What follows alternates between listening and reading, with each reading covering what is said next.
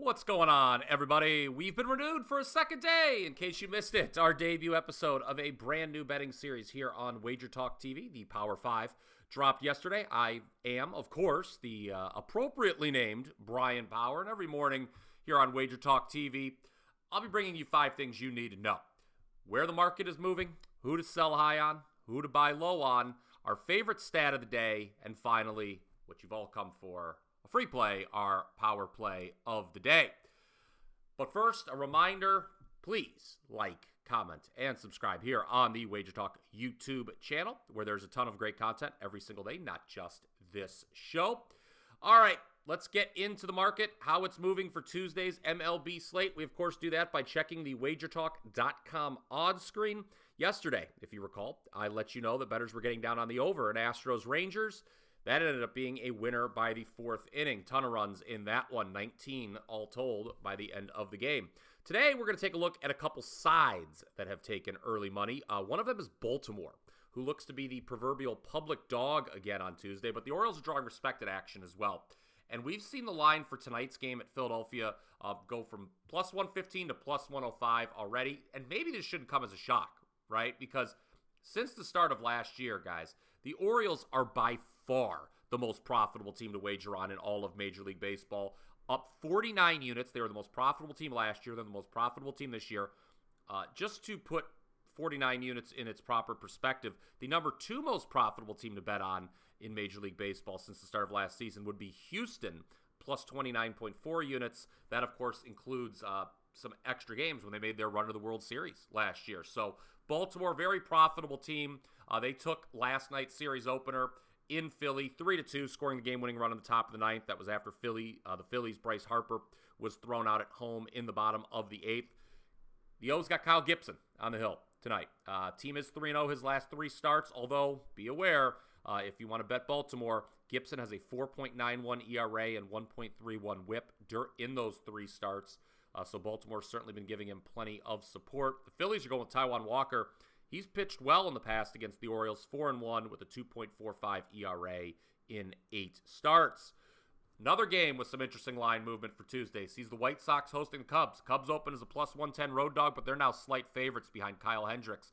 Interestingly, while the Cubs are 6-2 in Hendricks' last 8 starts, his ERA in July is 4.46, and he's struggled in the past against the White Sox.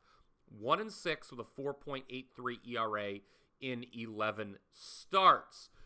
White Sox starter Michael Kopech, he's never allowed a run in 4 career appearances versus the Cubs, but that only spans 6 2/3 innings, and only one of those appearances was a start. Kopech, he was effective his last time out, though, held the Mets to 1 run and 2 hits over 5 2/3 innings. So the market likes Baltimore and the Cubs, a couple road teams on Tuesday. I'm not sure personally if I'm going to follow the money in either instance. Okay, now it's time for sell high. Yesterday, we said to sell on the Guardians as big favorites against the Royals. What happened? KC was a nice 3% winner for clients. Today, somewhat of a different strategy, different approach. We're going to be selling high on a trend, I guess you could say. Pirates starter Rich Hill's 8-game over streak. I think it's going to probably come to an end on Tuesday.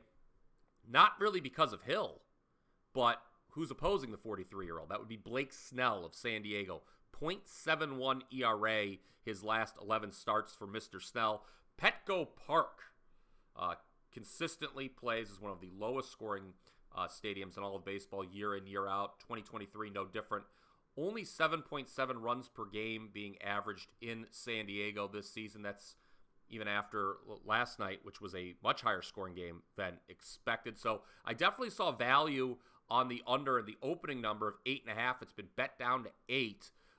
In addition to Snell's exploits, which have just been otherworldly, like, again, 0.71 ERA his last 11 starts, take note, while Rich Hill has been poor lately during this 8-game over streak, he's pitched well in the past against San Diego, holding him to a 212 average and 14 career starts. So do not be surprised if tonight's San Diego-Pittsburgh game is a lot sees a lot fewer runs scored than Monday did. Okay, buy low. Another NL West team, Arizona. They've lost 5 in a row now after giving up 5 runs in the top of the 8th to St. Louis, what turned into a 10-6 loss. But they got Merrill Kelly returning to the mound on Tuesday. Not only is he 3-1 with a 3.00 ERA in 5 previous starts by the Cardinals, but Steven Matz, who goes for St. Louis, he's pitched well lately. I understand that, a 3.07 ERA, .89 whip his last 3 starts, but that's not who he is. For the season, Matz's ERA is 5.12, his whip is 1.55. I know people don't want to lay the kind of price we're seeing on Arizona, minus 135-ish, when they've lost 5 in a row. But I think this is a spot to back the D-backs as they try to stay viable in a wide-open NL wild card race. Okay, before we get to today's free play and our stat of the day, I just wanted to remind all of you can get all of my August and September college football selections free of charge. Here's how you do that. Just wanted to point out also, last Friday I celebrated my 1-year anniversary at WagerTalk.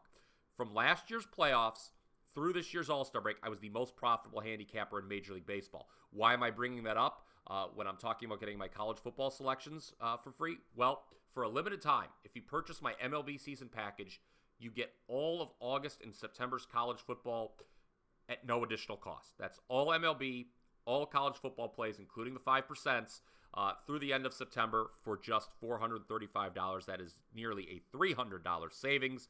As a reminder, in college football last year, I was number 1 at WagerTalk with plays rated 4% or higher, hitting 60% for the season.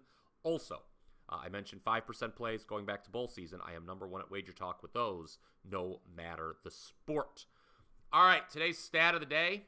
Let's go again to the NL West. LA Dodgers. This is an NL West heavy edition of the Power 5.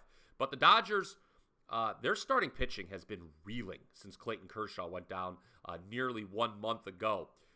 Since June 27th, which was the last time Kershaw started, Dodgers starters have the second worst ERA in all of MLB, 6.19.